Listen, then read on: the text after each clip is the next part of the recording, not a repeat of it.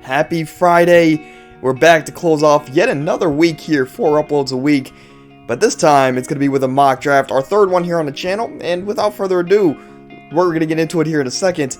But we're on the road to 500 subs on the channel, growing at a really good pace right now. We can't thank you guys enough for any and all support that we do receive. You guys have been killing it. Keep liking, sharing, and subscribing to the podcast. But without further ado, let's get into this draft and see where we're at here over on Sleeper. And as you can see here, the roster is on your right. We have 2 running backs, 2 receivers, the tight end flex. Pretty standard stuff here. A couple of bunch spots. We could go through 18 rounds, but after you get past round 12, 13, it's kind of just flyers right at that point, which we've talked about here on the channel. But we don't know our draft position yet. We're going to find out at the same time. And we're over on Sleeper finally as they fixed their rankings. And here we go. We're going to start the draft here as we're at the number 2 pick. Number 2 pick. This actually works out perfectly because in the first mock draft here on the channel, we had number 6. Then we had number 12. So now we're here early on in the draft. And we are going to take Justin Jefferson. No shock to me. He should be the one-on-one in half PPR, full PPR formats. Does not matter, right? But after Justin Jefferson, we see Cooper Kupp, Ja'Marr Chase, Austin Eckler, Travis Kelce. Pretty standard stuff. First 6 there in our fantasy football drafts this year. Jonathan Taylor, Bijan, Tyreek, CeeDee Lamb, Devontae Adams, and Saquon Barkley to close out the first round. On the turn to start the second, we see Stephon Diggs, Pat Mahomes early in the second round. That's a bit odd. Usually he's towards the later of the second, early third. But A.J. Brown, Nick Chubb, Garrett Wilson, Derrick Henry, Tony Pollard, Amon-Ra, the Sun God, Jalen Waddle, which sucks because I would have liked a Jalen Waddle, Jalen Hurts, and now we're back on the clock as Josh Jacobs is here. To me, it's a bit of a no-brainer of a pick, but you know, let's do our due diligence. You know, we see T. Higgins. We can always do a T. Higgins, Joe Burrow stack, right? We see Chris Olave. I think my highest-rated receiver left would be Devontae Smith, so that's something we got to keep in mind there.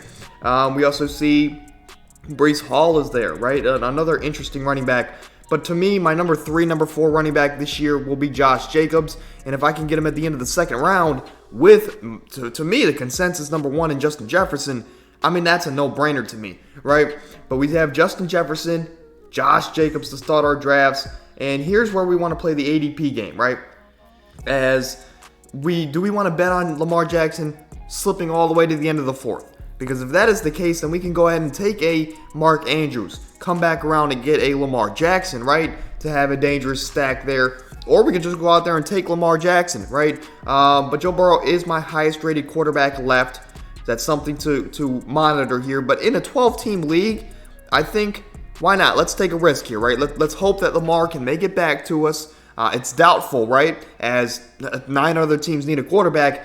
But it's to me, when you only have 1 tight end in a league like this, that's pretty standard. Get the positional advantages, right? So Travis Kelce, he's in a league of his own, right? But the next best thing is Mark Andrews. And we're going to experiment here, right? In a normal draft, I'd go probably Breece Hall or Najee Smith. Or Najee Harris, right? Not Najee Smith. I don't know who that is. But we could go receiver. We could go Devontae Smith as well. I mean, that would be another dangerous option. 2 top 12 receivers for me. But I think I'm going to switch it up. Let's switch it up here and let's go with Mark Andrews to kick off our third round. Get the positional advantage here in fantasy football. But at the end of after our Josh Jacobs pick, it went Josh Allen and T. Higgins at the turn. Then we took Mark Andrews. After that, it was Najee Harris. I got it right that time. Joe Burrow, Breece Hall, Devontae Smith, Ramondre Stevenson, Lamar Jackson, DK Metcalf. And then to close out the third round, we had ETN, Keenan Allen, and Amari Cooper. To kick off the 4th round, we had Chris Olave, Jahmyr Gibbs, Deebo Samuel, Kenneth Walker, TJ Hockenson, Aaron Jones, Terry McLaurin, George Kittle, DeAndre Hopkins, even though he's a free agent. And of course, Calvin Ridley goes there at the 410. Someone that I would have loved to take here at this spot, right? But now we're here, and as you can see, the bet that we took on Lamar Jackson slipping to the 4th round was terrible. It was a terrible bet because he came nowhere close, right? But regardless, we're back on the clock, and Joe Mixon is here, right? A guy that he's still facing some potential suspension allegations, And just because he is, I'm not going to take him, even though as of right now, it kind of looks like he won't be facing any time, which is always a good thing for us fantasy players. But here, if we want to look at it, my highest rated running back left would, I believe, be Joe Mixon, right? Just strictly because we know the talent he is. If he's playing, he's going to put up some points, right? Receiver-wise, we have guys like Jerry Jeudy, who's my highest-rated receiver left on the board, as he's there at the 58. I think we can get him on the turnaround here. So we have a decision to make. Do we want to go Joe Mixon? Do we want to bet on the upside that he's actually going to play? There's going to be no suspension that's going to happen. And then we can come back around with a Justin Herbert, a guy that is my quarterback. Oh man, I want to say 6 on the year. Or 6 or 7. We can go Justin Herbert. I think a guy that's going to have a very good bounce back type of year. We can go Justin Herbert or Justin Fields for the rushing upside. Hey, if we wanted to get crazy, we can go DJ Moore, come back around, get Justin Fields, have a stack there. But I'm not going to do that. What I'm going to do is I'm probably going to draft. I think I'm okay. I think I'm okay if I miss out on those quarterbacks. We're gonna take the chance, right? The hypothetical chance Joe Mixon is not facing any time, and he's gonna be back and ready to go for the start of next season.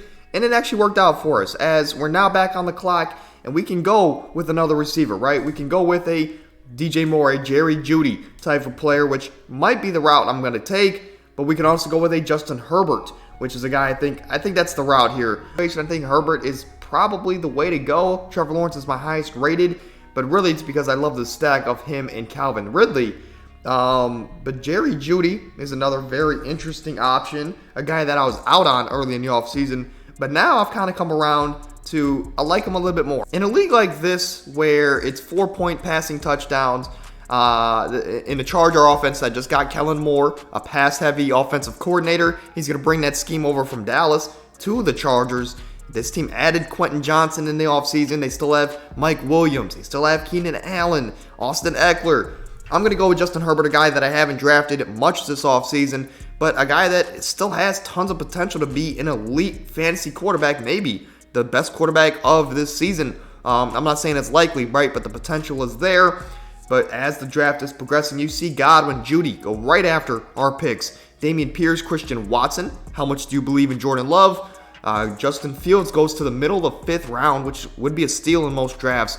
DJ Moore, Drake London, Alexander Madison. There's been reports that it might be a committee there in Minnesota. We'll have to see how that pans out. But Javonte Williams and Kyle Pitts close off the 5th round. But opening the 6th, we have Dalvin Cook, a guy who doesn't have a team, but the talent is always there. Cam Akers, DeAndre Swift, Trevor Lawrence goes in the early 6th. Mike Williams, James Conner, Isaiah Pacheco, Alvin Kamara, and Dallas Goedert there right before our picks. And now we're back on the clock, right? We do see Michael Pittman on the board. We see Hollywood Brown on the board, which is going to be probably the route we go. But let's just do our due diligence. You know, we see guys like Antonio Gibson. Do I have the gall to take Antonio Gibson after what he's done to fantasy players the last couple years? David Montgomery is a guy that I think will score double-digit touchdowns this year, strictly based off of the scheme that Ben Johnson likes to run in Detroit. He's going to get all of the red zone touches there in Detroit, right? But we're on the clock here, and we have a decision to make. We need a receiver to pair up with Justin Jefferson. We could go Michael Pittman, right? And then we can come back around with a Brandon Ayuk or a Marquise Goodwin, right? Or a Christian Kirk. That's always another option. Darren Waller is there. We can always just go for double tight end, get crazy here in this mock draft. It's tough to pass up on double-digit touchdowns at the running back position, which I think David Montgomery would be. So here's the game plan. The game plan is, if David Montgomery makes it back to me at the 7-2, we'll probably go with David Montgomery. But for this round, I'm going to take a receiver and Marquise Brown. Right now, the reports are leaning more and more towards Kyler Murray returning for next season from day one. And if that is the case, Marquise Brown's going to be a steal of a wide receiver in the 7, 8, 9 rounds, as he's going to be really the only guy there for Kyler Murray to throw the ball to. And in that case, I love Christian Kirk. Tyler Lockett's always a safe wide receiver too. Michael Pittman can get tons of work with Anthony Richardson, as that offense might be down a lot in games and they have to throw a lot, right? But for the sake that I'm going to lean into these reports and I'm going to see that Kyler Murray might be back from day one, Marquise Brown, he's going to be my selection here strictly because the potential is there for him to be an explosive day one wide receiver. But moving over, we said we were going to do it with David Montgomery. Am I going to go against that? I might, because Brandon Aiyuk is there, right? And Brandon Aiyuk is a guy that last year was better than Deebo Samuel in that San Francisco offense as far as fantasy points. This offense projects to be the exact same from last year, right? Brock Purdy at the helm, a run-first offense with Christian McCaffrey, and throw it when you need to. And in that case, Brandon Aiyuk was he had way more production for his draft value than Deebo Samuel did last year. And in this case, that Brandon Aiyuk is a very interesting pick, but I already said I was going to do this. We can't pass up on double-digit touchdowns in the 7th round. This is a guy in David Montgomery that could put your team over and really make your team unfair going into the new year. As right now, we're sitting at a lineup of Justin Herbert, Josh Jacobs, Joe Mixon, Justin Jefferson, Marquise Brown, Mark Andrews, and David Montgomery. A team that is very solid. Tons of passing production, though. And I'm excited if this is my team coming out of the draft season. But moving over here to the 8th round, as I just read the team off, and I forgot to read these last couple picks off, so let's rattle through that. After the David Montgomery selection, we had Rachaad White, running back there in Tampa Bay, Brandon Aiyuk, Dak Prescott, Tua Tagovailoa go in the 7th round. Following that was Darren Waller, A.J. Dillon, Christian Kirk, Treylon Burks, and Pat Freiermuth. To close out the 7 and open the 8th, on the turn they went to Deshaun Watson and JSN, Deontay Johnson, Jahan Dotson, and George Pickens followed that. Jordan Addison, which was someone I wanted here badly, even though that would have been a stack of receivers with him and Justin Jefferson. But James Cook, that's pretty cool. But Antonio Gibson, David Njoku, and Juju goes there in the 8th round. I was actually looking at Juju Smith here, even though a couple weeks back I said not to draft him at his draft value. But he's a very safe pick. I think I've changed my mind a little bit on Juju going into this New England offense, right? But we sit here at the 8-11, and we could get a stack here of Quentin Johnson and Justin Herbert. We can go out there and get a Courtland Sutton, a Zay Flowers, who might be the number 1 there in Baltimore, as crazy as that might sound. We could always bank on the talent of Kadarius Toney, but I don't know if I have the gall to do that here, as even though I'm a Gators fan, I just don't know about his NFL production, and if we can trust it, right? That's like drafting a Browns player, and that's coming from a Browns fan.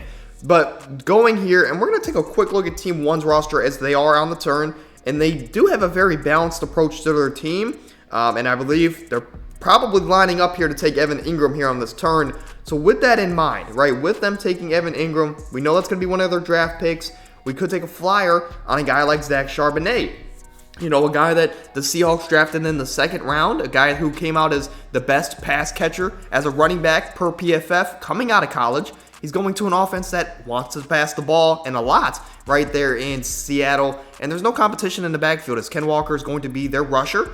Charbonnet is going to be their pass receiver, right? So I think Zach Charbonnet is a very interesting option. Samaje Perine, another interesting option. And maybe if I want to bank on Khalil Herbert taking over and being that guy in Chicago, I could take that risk. But I'm going to stay away from the Chicago backfield, I think, this entire offseason. They have D'Onta Foreman, who's going to get some work. They have Khalil Herbert, who has some chemistry there, but he's also going to get some work, as well as the rookie, Roschon Johnson, who has tons of untapped potential. But we're looking here, we know they're going to take a tight end here at the turn, and Quentin Johnson's there, right? We can always get that stack, which is something I might do here, to be completely honest, which, let's do that. Let's go out there and let's get our running back. We're going to get Zach Charbonnet. And they took Evan Ingram like we expected. They took Kadarius Toney. So then we're going to come back here and we're going to take Quentin Johnston, guy out of TCU, a guy that is 6'4", one of the best frames in the class. Does he play to his frame? Not always, right? But there's always something you can work on coming from college to the pros, and just physicality for Quentin Johnston is going to be one of those things. But he's going to be a vertical threat in an offense with Kellen Moore at the helm, calling the plays, a guy who loves to throw the ball, and he's going to have one of the best passers in the league in Justin Herbert, getting him the ball, right?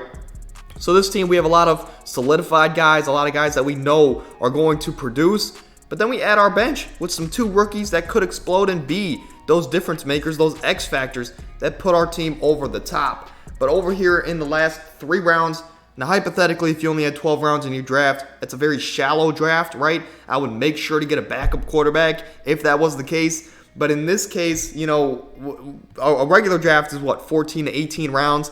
I'm not going to draft a backup quarterback here unless I find it suitable, which it might be Geno Smith. It might be Russell Wilson, right? We might draft a quarterback here in the last round, as if you haven't noticed, we don't have kickers in these mock drafts, and we don't have defenses in these mock drafts, because those should be your last 2 picks in any draft, any format, unless your defense is king, right? Unless defense is the focal point of the fantasy league, right?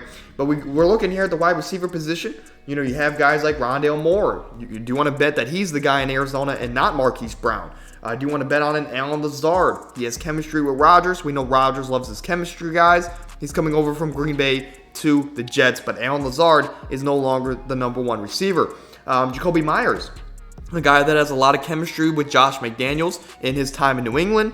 Jakobi Meyers goes from New England to Las Vegas, and he's now going to be the number 2 wide receiver next to Davante Adams. Could Jakobi Meyers get back to relevancy like he had with Josh McDaniels just a few years ago? That's a question we have to ask. Darnell Mooney is a guy that we could take a shot on. Dalton Kincaid, Cole Kmet, there out of Chicago. But here at the turn, I think Geno Smith might not be an actual bad option here, even though we do already have a quarterback. But my decision is made here. I see Jerick McKinnon, a guy who won a lot of fantasy championships the last couple years. I'm gonna go with Jerick McKinnon, right, to shore up this running back room even a little bit more, even though we have 4 of them on the roster, or 5 of them at this point.